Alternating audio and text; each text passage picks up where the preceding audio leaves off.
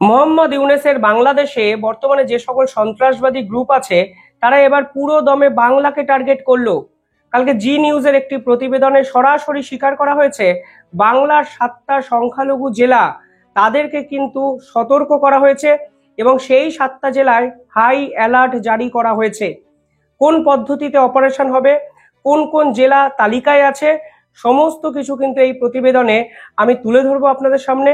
তবে এটা বাস্তব, লাগাতারভাবে সে 6 মাস ধরে একাধিক গোয়েন্দা রিপোর্ট এই বাংলাকে কেন্দ্র করে যেভাবে প্রকাশ্যে আসছে তা কিন্তু বাঙালি হিসাবে বড় সড়ো একটা সংখ্যার সামনে অন্তত আমরা দাঁড়াতে চলেছি তা কিন্তু পরিষ্কার বোঝা যাচ্ছে।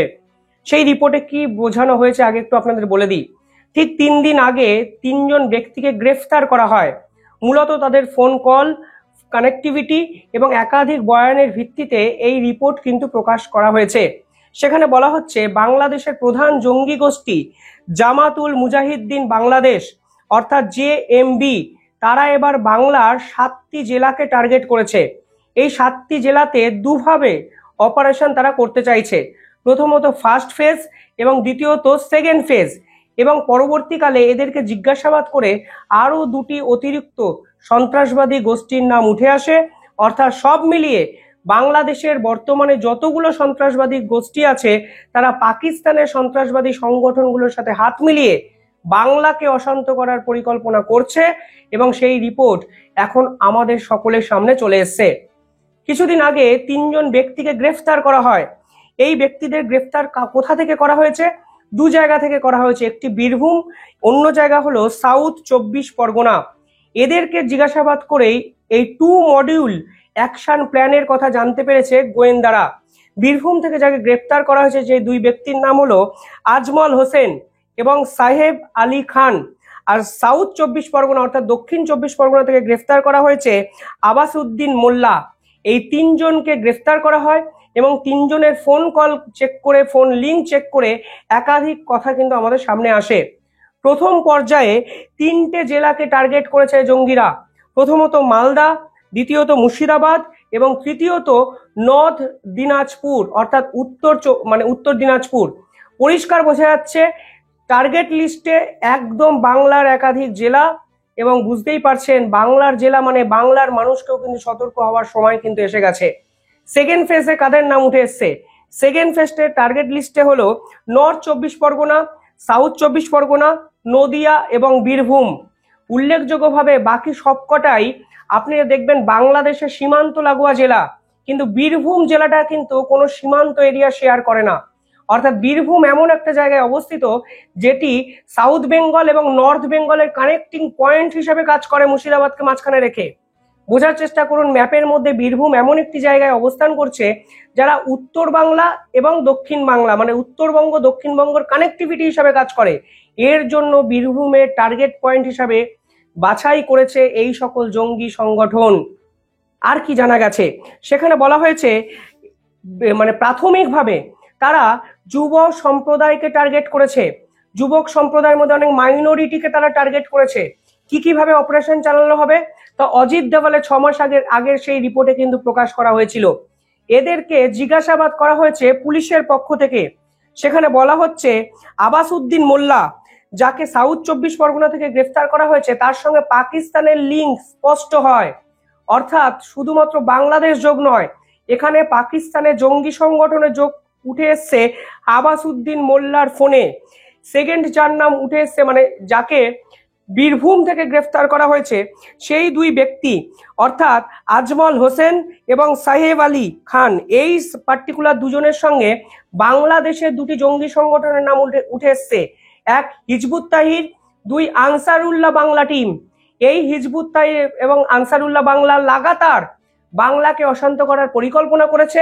একের পর এক ভিডিও, একের পর এক কথাবার্তা তারা বাংলাকে নিয়ে তারা ইতিমধ্যেই কিন্তু প্রকাশ করেছে। আপনার হয়তো মনে আছে আনসারুল্লাহ বাংলা টিমের প্রধান নেতাকে মোহাম্মদ ইউনূস জেল থেকে মুক্তি দিয়ে দেন। অর্থাৎ যিনি ফাঁসির সাজাপ্রাপ্ত ছিলেন সেই ব্যক্তিকে হঠাৎ করে মুক্ত করে দেন মোহাম্মদ ইউনূসের সরকার, এবং আনসারুল্লাহ বাংলা টিমের প্রধান এই নেতা জেল থেকে বেরিয়ে একটি ভিডিও বার্তা প্রকাশ করেন। সেখানে তিনি সরাসরি নরেন্দ্র মোদীকে সরানোর একটি বার্তা দিয়েছিলেন, বৃহত্তর বাংলা গড়ার ডাক দিয়েছিলেন এবং আমাদের রাজ্যের মুখ্যমন্ত্রী মমতা বন্দ্যোপাধ্যায়কে উদ্দেশ্য করেও কিছু কথাবার্তা বলেছিলেন। অর্থাৎ এই জঙ্গিপনা সরাসরি ঘরে ঢোকাতে প্রস্তুত ছিল আনসারুল্লাহ বাংলা টিমের এই প্রধান নেতা। আজকে এই দুই ব্যক্তি মানে আজমাল হোসেন এবং সাইফ আলী খানের ফোন থেকে সেই আনসারুল্লাহ বাংলা টিমের সঙ্গে যোগসাজশ স্পষ্ট হয়ে যায়। দেখুন, ভাবলেই অবাক লাগছে, আমাদের পাশের বাড়িতে যদি কোনো বাংলাদেশি কেউ থাকেন, আমার তো ভাবলে অবাক লাগছে সে আর আমাদের বন্ধু নয়, তারা বাংলাদেশ থেকে ভারতবর্ষে এসছে শুধুমাত্র ভারতকে অশান্ত করার পরিকল্পনা করে। এতটাই সন্দেহজনক এমন একটা ঘটনা প্রবাহ বাংলা জুড়ে হচ্ছে, যা এই জি নিউজের রিপোর্টে কিন্তু প্রকাশ পেয়েছে। পাশাপাশি এর মধ্যে একটি কাশ্মীরি জঙ্গি সংগঠনের নাম উঠে এসছে। সেই জঙ্গি সংগঠনের নাম কি? আনসার গাজওয়াতুল হিন্দ। আনসার গাজাওয়াতুল হিন্দ এই জঙ্গি সংগঠনের নাম উঠে এসছে, যারা কিনা আবার কাশ্মীর বেসড টেরর গ্রুপ। অর্থাৎ এটি শুধুমাত্র একটি জঙ্গি সংগঠনের কাজ নয়, এই যে 7টি জেলাকে কেন্দ্র করে অপারেশন চালানোর পরিকল্পনা করা হচ্ছে, তা একাধিক জঙ্গি সংগঠন সমষ্টিগতভাবে করছে। আর ভয়টা ঠিক সেখানেই। একটি জঙ্গি সংগঠন যদি এটা করত, তাহলে কিন্তু আইডেন্টিফাই করে প্রক্রিয়া মানে তাদেরকে শেষ করার প্রক্রিয়াটা অনেক সহজ হতো। এখানে আপনি কজনকে শেষ করবেন? 2 জনকে গ্রেফতার করা হয়েছে, হয়তো আরো 30 জন স্লিপার সেল হিসাবে কোনো না কোনো জায়গায় লুকিয়ে আছে। অর্থাৎ অত্যন্ত কঠিন প্রক্রিয়া। বিএসএফ, রাজ্যের পুলিশ, এসটিএফ সকলে মিলে যদি একত্রে কাজ এই মুহূর্তে না করা যায়, তাহলে কিন্তু বাংলার জন্য বিপজ্জনক এক পরিস্থিতি অপেক্ষা করছে, যা এই জি নিউজের এই রিপোর্টে কিন্তু পরিষ্কার। কিছুদিন আগে অজিত দেওয়ালের প্রকাশিত একটি রিপোর্টের কথা একটু মনে করিয়ে দিতে চাই। একদম সেম প্যাটার্ন। সেই রিপোর্টেও বলা ছিল এই সকল জঙ্গি সংগঠনগুলো সকলের আগে স্লিপার সেলকে অ্যাক্টিভেট করে। স্লিপার সেলকে অ্যাক্টিভেট কিভাবে করে? তারা দেখে লোকাল গ্রাউন্ড লেভেল সাপোর্ট কারা দিতে পারে, খুব সহজে মানুষের সঙ্গে এরা মিশে যায়। তারপর ঘর ভাড়া জোগাড় করে। এই ঘর ভাড়া জোগাড় করার পর ওখানকার মানুষের সঙ্গে বন্ধুত্ব করতে শুরু করে, ওখানকার লোকাল মানুষদেরকে কনফিডেন্সে নেওয়ার চেষ্টা করে, পরবর্তীকালে লোকাল ডকুমেন্টস তৈরি করার চেষ্টা করে, এবং লোকাল মানুষ অজান্তেই এই সকল অনুপ্রবেশকারী জঙ্গিদের সঙ্গে কিভাবে মিশে যাচ্ছেন, সেটাই এখন সব থেকে বড় প্রশ্ন, যা কিন্তু সেদিনের ওই গোয়েন্দা রিপোর্টে প্রকাশ হয়েছিল।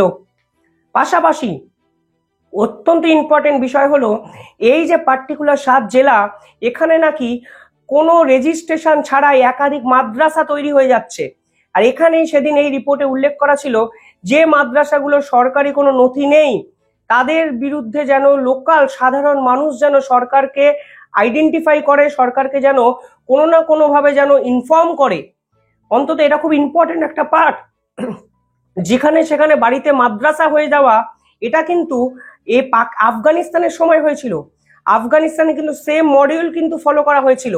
আজকে এই রিপোর্টে পরিষ্কার বলা হচ্ছে লোকাল যে যুব সম্প্রদায় আছে তাদেরকে টার্গেট করা হচ্ছে, কিছুটা মাইনরিটি মানুষদের টার্গেট করা হচ্ছে, এবং তারা 18 বছরের কম বয়সী ছেলেদেরও কিন্তু মাদ্রাসার নাম করে জঙ্গিপনা তাদের মস্তিষ্কে ঢুকিয়ে দিচ্ছে, যা অত্যন্ত ভয়াবহ এক পরিস্থিতির দিকে নিয়ে যাচ্ছে বাংলাকে। এই রিপোর্ট যদি 50% সত্যি হয়, জি নিউজ এই রিপোর্ট প্রকাশ করেছে, আমি বারবার বলছি, জি নিউজের এই রিপোর্ট যদি 50% সত্যি হয়, তাহলে বাংলার জন্য আগামী একটা বছর অত্যন্ত চ্যালেঞ্জিং, দেশের সুরক্ষার জন্য অত্যন্ত চ্যালেঞ্জিং। ন্যাশনাল সিকিউরিটির প্রশ্ন, বিএসএফ, রাজ্যের police, STF, intelligence, CBI, NIA সকলকে মিলে এই মোকাবিলা কিন্তু করা এই মুহূর্তে প্রয়োজন। এবং লোকাল লেভেলে যারা এদেরকে সাপোর্ট করছেন, তারা কিন্তু জেনে বা অজান্তে দেশের ক্ষতি করছেন, দেশের সুরক্ষার কিন্তু ছেলেখেলা করছেন। এটা কিন্তু আজকে এক বাক্যে স্বীকার করতেই হবে। সব মিলিয়ে যদি এই রকম কোনো ইল্লিগাল অ্যাক্টিভিটি দেখেন, আমাদের ভারতীয়দের উচিত ইমিডিয়েটলি ইনফর্ম করা, ইমিডিয়েটলি কোনো নির্দিষ্ট দপ্তরকে জানানো, লোকাল যে পুলিশ আছে তাদেরকে ইনফর্ম করা। না হলে বিশ্বাস করুন, এটা না শুধুমাত্র পুলিশ, বিএসএফ, এসটিএফ কিংবা এনআইএ, সিবিআই একত্রে করতে পারবে না। এটা নিজের গ্রাউন্ড লেভেলেও একটা রিয়েলিটি চেক করার প্রয়োজন আছে।